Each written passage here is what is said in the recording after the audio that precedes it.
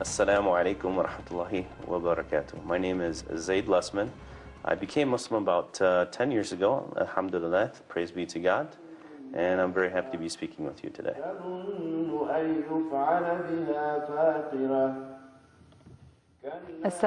wa rahmatullahi wa barakatuh. My name is Hiba Ahmed, and I was born and raised in the United States, and I've been raised all my life as a Muslim. I was born in 1975 to a Methodist family. So I was born and raised in a Methodist family in the middle of Illinois, in kind of a more rural area. Okay, not in a big city, in a small city. And so we attended the church regularly every Wednesday and Sunday. We do newsletters, and we're a very integral part of definitely the church society and whatnot. So I always grew up going to Sunday school and learning about God and learning about the Gospels and the Bible and whatnot. And then came the time basically for confirmation. So when you affirm your belief in God and belief in the religion that you've chosen, being Methodist and whatnot. So in the process of taking these confirmation classes, basically I got into a discussion with a pastor about just exactly the belief system. That's what we believe. This isn't a metaphor. This isn't figurative. This is truly, truly what you believe, that Jesus is God. And the pastor, of course, said yes. So then I remember after that class, then going with my mother and father home in the car and saying exactly the same thing to them. And so my mother turns around in the car and says, yeah, of course we believe this. You know, this is what we've believed, this is what your grandmother believed and everything. What are you saying? And I'm like, well, I don't understand why Jesus, peace be upon him, would actually, you know, not say, I, Jesus, am God. And why does it have to be so abstract in the Bible? Why isn't there some exact phrase that just says, I, Jesus, am God, or some very clear way? And so from that point on, I always had some kind of doubt in my mind about, of course, Jesus being God, and I never really believed that Jesus was God. And so that was basically at the beginning of high school.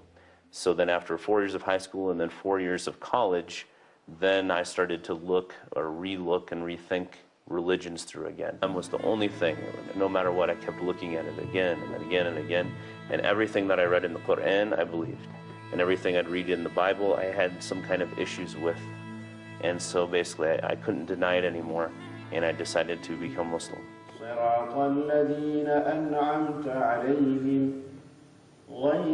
So when I first became Muslim, that was like, it has to be one of the happiest days of my life. Okay? In that moment, it was a great source of happiness. And here in the States, when you become Muslim, what seems to be the trend is that that person that wants to become Muslim will go to the masjid on Friday for Friday prayers, and will stand up in front of the entire congregation and will declare their shahada. So you have plenty of witnesses and whatnot for everything. And so, though it's not necessarily required, that seems to be what we do here in the U.S. And so that moment was just amazing. I was trembling. I can remember barely being able to say it. You know, it was a very emotional experience. Immediately after, you know, every single person in the masjid, there was like nobody that left that masjid, you know, probably 500 people. Everybody came up and hugged me, shook my hand, cried. It was just a really great time. Wow. When Zaid first converted, my wife and I were both concerned about his religion. When I told my mother and father the decision that I had made and that I'd actually done it, this was a major problem. And so there was a period of about 2 weeks where they just wouldn't speak to me. And literally it was said to me that you're thrown out of the family. It was a very, very difficult time in my life. خلال عطلة الدراسة قرر زيد السفر إلى مصر لدراسة اللغة العربية والقرآن. So looked all over the Middle East and whatnot and found a school in Egypt. And so went to a school in Egypt. It's called Markaz Fajr in Egypt. Excellent place. And I went there and I lived there for about a year. And so when I lived there, you know, I met all kinds of Muslims from all over the world, from Europe and, you know, Pakistan and India and whatnot. Russia, Bosnia. Bosnia, lots of Russians actually, and great people. Anyway, long story short, so I lived in Egypt there for a year, and I studied Arabic, and that's where I learned to speak Arabic. في تلك الأثناء تعرف زيد وهبة في الجامعة في إلينوي. My parents are originally from Egypt. They were born and raised there, and their ancestry is Egyptian. They immigrated to the United States about 37 years ago, and I was actually born in Tennessee, and then lived there till I was 12 years old. Then my mother, who is a civil engineer, got a job in Texas, so we relocated to Texas, and I went to school at a Catholic all-girls school. My parents really liked that because they said the nuns were going to keep me in line, and I eventually went to college, got my bachelor's degree in mechanical engineering, and then went to the University of Illinois for my master's degree. I was working in a lab, and he used to come and borrow certain equipment from there. And he didn't actually know that I was Muslim because I wasn't outwardly Muslim. But at the time, he had started his faith journey and was studying Islam. And so when he found out I was Muslim, through conversation, he started asking me all these questions that I couldn't answer because I didn't know very much.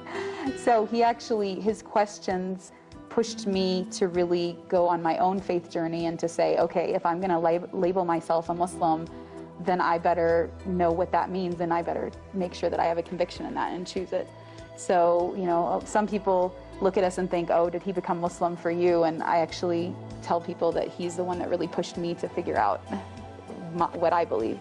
So it was very surprising and interesting to me, and very humbling to me, that this person who was, you know, born and raised in America and raised Christian was interested in the religion that I claimed. And that was another reason that kind of pushed me into starting to want to have answers, because if he actually knew more about Islam than me at that point. بعد أن حصلت هبة على درجة الماجستير في الهندسة الميكانيكية، التحقت بالعمل في شركة خدمات نفطية في تكساس. كانت إحدى المهندسات القليلات. So I was one of the few engineers working for this company, and unfortunately I was very sexualized and objectified in the workplace. And what I mean by that is men would tell sexual jokes around me. They would touch me in ways that were inappropriate. At the time I was not covering. And it was right before September 11th. I remember for a long time I was really struggling with my identity as a Muslim, because at this point I had started studying Islam more because of my interaction with the person who would become my husband and my interaction with different Muslims in graduate school. But at the same time I still was not confident enough or ready to put on the veil or to start to show an outward appearance of being a Muslim. Then September 11th happened, and I was at work at the time, and I remember my boss was saying to another person that I worked with, we need to just go over there and drop nuclear bombs on all of them. And he was clearly talking about the Muslims. And that was the first time I really started to feel like the other. But prior to that, I had never questioned being an American. I had never questioned my status in American society. But with that statement and with the events of 9/11, all of a sudden, I was the stranger. I was the other. I was almost, you know, the enemy in this country.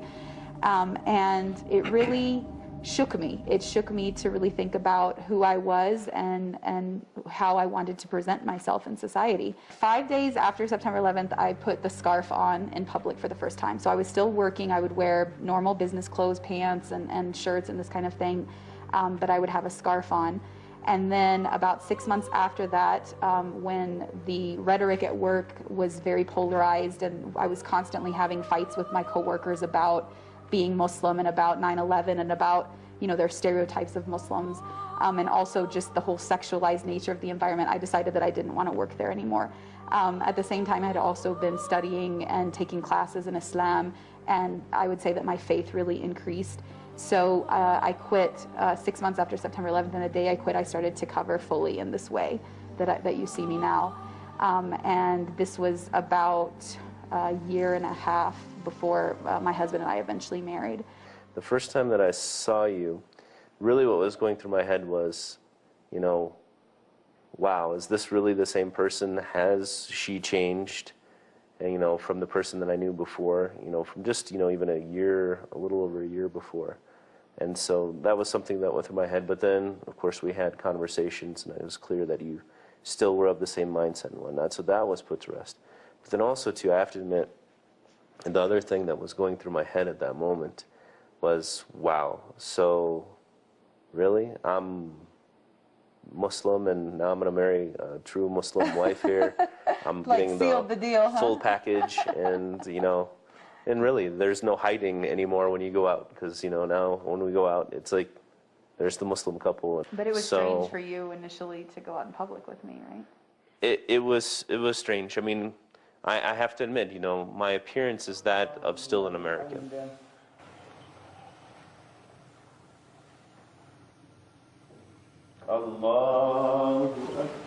Now I'm 100% of the time Muslim, and yes, you know, we're getting stares all the time, and I go out by myself, I don't get stared at nearly as much as I do with her. But I mean, the communities here are great, and because I think we try to be outgoing, we try to speak to the people, tell them about who we are. It's not just, you know, everything's Islam all the time. No, this is my daughter, this is my son, this is my wife, and we're a family.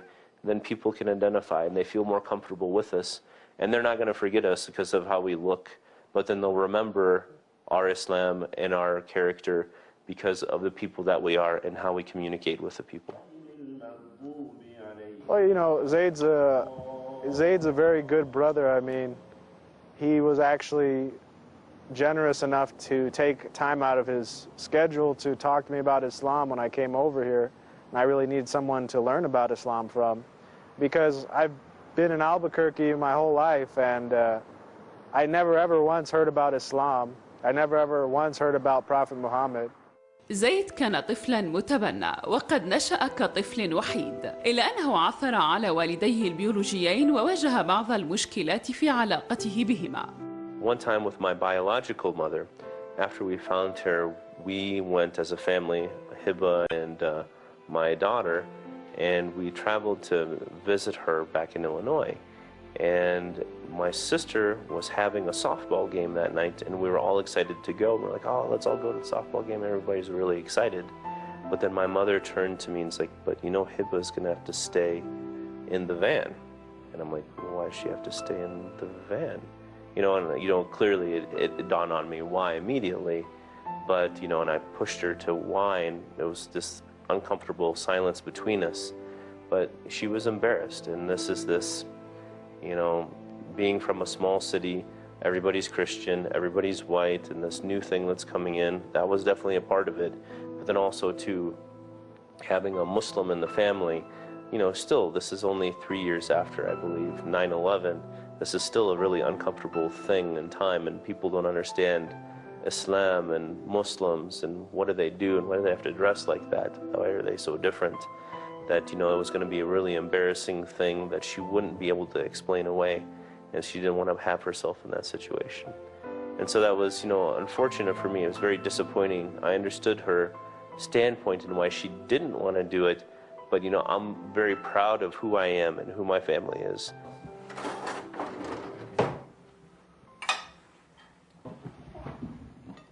Bismillah. Bismillah. I mean, if you're treating the family right and doing the right thing, you know, to them and for them and whatnot, then eventually any, you know, issues they have, stereotypes and whatever, those will all go away. Maybe we can fly kites again next weekend. It's easy now for my father, for example, to turn around to anybody and say, oh, but they're Muslim. Yeah, but they treat me so well, and they love the kids love them. I don't need you, you know, this is my son, this is my family, Right. and I don't care what you. My parents, my adoptive parents, would relay this to me and then ask me and feel comfortable with me going to the church, the same one that I knew everybody in, I grew up in and whatnot, to talk about Islam and what I believed in my new religion. I really highly respect Brother Zaid and his wife. They are, in American society, they are very courageous people. What I saw from them is the service that they were providing to the community in terms of dawah work and trying to bring the Muslim community in Albuquerque together. That wasn't always an easy task for them. ووجوه يومئذ باسرة تظن أن يفعل بها فاقرة. يسير زيد ووالده كل صباح بعد صلاة الفجر إلى مقر جامعة نيو مكسيكو، حيث يعمل زيد أستاذا مساعدا في مجال الهندسة الميكانيكية. I received my bachelor's, master's, and PhD in mechanical engineering from the University of Illinois in the years, 98, 2000, and 2006, all from the University of Illinois in Urbana-Champaign. And immediately after I finished my PhD, I moved to the University of New Mexico, where I accepted a position as an assistant professor of mechanical engineering. And then this is all on the order of seconds or something. And so this is this infamous spot that I keep coming back to again and again, and I never finish this off. But it takes time in the beginning for the... So I've been here since 2006, just finishing up my 5th year right now. So in my position, I teach undergraduate and graduate students. I teach typically anywhere between 30 and 60 undergraduate students in mechanical engineering undergraduate classes. And then I teach graduate classes as well on advanced topics such as micro nanotechnology, continuum mechanics, advanced material sciences, and whatnot. And I always keep a complement of graduate students on hand. At any time, I usually have between 8 and 12 graduate students, so about 5 or 6 PhD students and 5 or 6 master's students as well. And so we have weekly meetings and we discuss various topics in micro and nano systems and whatnot. You know, I've had many different conversations with Muslims from all over campus and whatnot in different fields, but also too from different countries and different backgrounds. And then also to devise,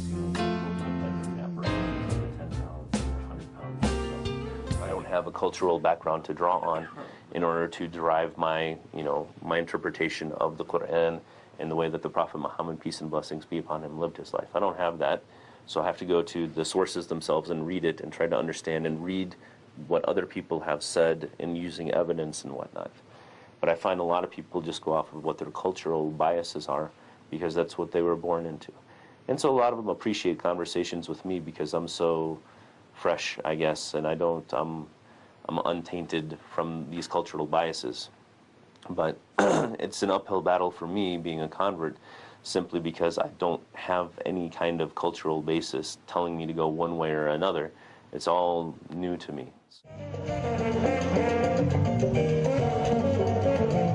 The state of New Mexico is very diverse, so you have, of course, people coming from Western European backgrounds and meeting up with people of Hispanic backgrounds predominantly. And so we have these two cultures that are coming together, and it makes a very different culture overall in the state. But what's really nice about that is everybody understands that everybody else is coming from some kind of different background, and so typically people are a lot more open-minded here. But unfortunately, one time there was a slight incident between my wife, who was coming to visit me at the university, and actually a student on campus who was evangelical, who likes to preach the word of God, and specifically in his interpretation of it, and that Jesus is his savior and that should be everybody else's savior. And so he actually put my wife on the spot and wouldn't really let her go by him at one point, and was questioning her about her beliefs and why does she have to cover, why does she believe this. Very uncomfortable situation for my wife, who's not used to that kind of thing and that upfrontness, and her being alone, and it was in public, but she was alone and just trying to get to me. She felt a little uncomfortable at that moment. So, but those incidents, I would have to say, are few and far between. When I decided to wear the niqab, my parents, I think, were very scared, and this was not something, my mom doesn't cover in this way, and Egyptian, culturally in Egypt, this was a little bit too much for them. So initially they were like, no, you're not leaving the house like this. And so I had to basically defend my decision to my parents and really explain to them why I wanted to do this. And I really wanted their support. And I think they were really just scared for me. They were scared for my safety, and knowing that this was, so soon after 9/11, and that we had heard stories of negative backlash against Muslims. They were just worried about when I went out into public, but you know, after a while, all their friends would say, "Why are you wearing that?" And I would defend myself and explain to them why, and told them that this is something that I religiously feel brings me closer to God and is pleasing to God. And I think they respected me after that. So now my parents are my biggest fans and biggest supporters, and we've come a long way in the journey. I am very proud to be married to her. I didn't tell her she had to wear it. I still do not tell her she has to wear it. If she wanted to take it off, though, I'd be disappointed. That's her choice. And I believe, you know, that's absolutely a part of Islam, is to cover everything except for, there's a specific saying of the Prophet, cover everything except for this and for this. Okay, and so that's fine. And, you know, but I'm very happy that she chooses to dress like this, to imitate actually the wives of the Prophet Muhammad, peace and blessings be upon him, and some of the, you know, the pious women that were at the time of the Prophet and since then. I wanted my sexuality and my body to only be in the context of my marriage, and to be an appreciation of in a commitment with my husband. And so because of those experiences, and this is actually something very common with women who become Muslim, is they love the modesty and the covering in Islam, because for them it's dignified, it's a self-value. I really believe that every person, the decisions that they make and their faith is between them and God alone will judge them. My responsibility as a parent is to teach my child the means of self-analysis, the ability to think and to question and to figure out how to be convinced of something, and then to give her the morals that I truly believe in. I see young girls in the West and in American society, and even in the Middle East and in the Muslim countries now as well, this obsession with their body and their body image is so great now that we're no longer developing our daughters' mental and intellectual abilities, and we're actually cutting down their self-confidence when we put all of their values in their bodies. Not only that, I want my daughter to grow up being a strong, independent, intelligent woman who is proud of who she is not afraid to tell people who she is and to show who she is and to know why she believes what she believes. And I also don't want her to have to be a victim of abuse or sexual objectification, and that's why I teach my daughter modesty. Now, do I make her wear a hijab? No, she does it because she's imitating mommy. And I've been very clear with her that until she hits puberty, it's not a requirement on her, but she likes to do it, and she wears the pink and the purple, and she thinks it's beautiful, and it's her way of dressing up. But I want her to know that when she makes a choice, that she has that right to choose, and she should stand by what she believes and not to compromise because of what other people think of her. K. L. And so I actually homeschool. I teach my daughter at school, at home, and I also want her to be able to read the Quran in Arabic so that she can go and learn her religion herself without a translation or without somebody else telling her what her religion says. And so because of this, I actually teach her one day in Arabic and one day in English, and I encourage her and help her to memorize verses from the Quran.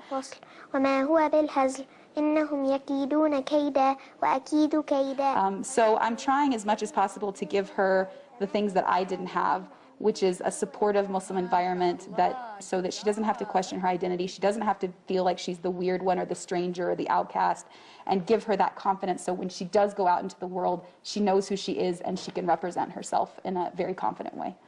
I first met Hiba. She was a volunteer teacher at the Islamic Center. She and her sister Sarah were bringing groups of women together after the Friday Jummah and studying Quran, understanding the passages, understanding the teachings of the religion, as well as helping women and even teenagers and young girls adjust to some of the tensions and just some of the challenges that we as Muslim Americans encounter every day in our society.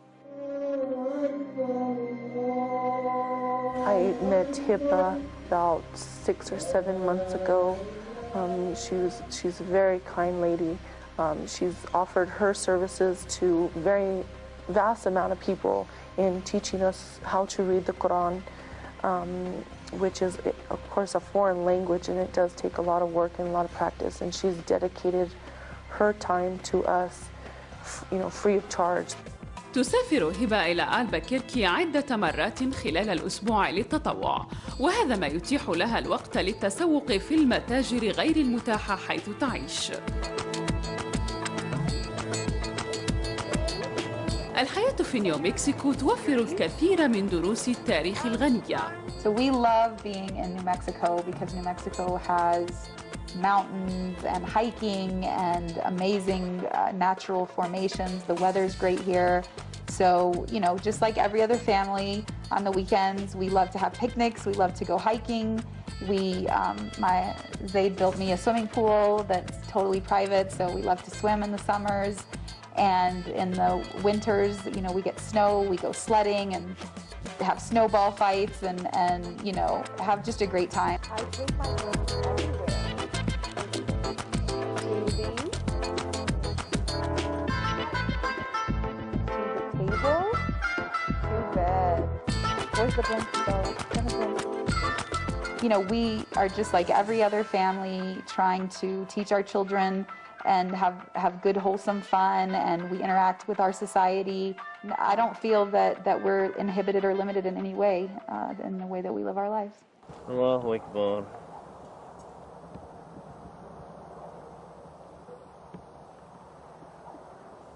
سمع الله لمن حمده.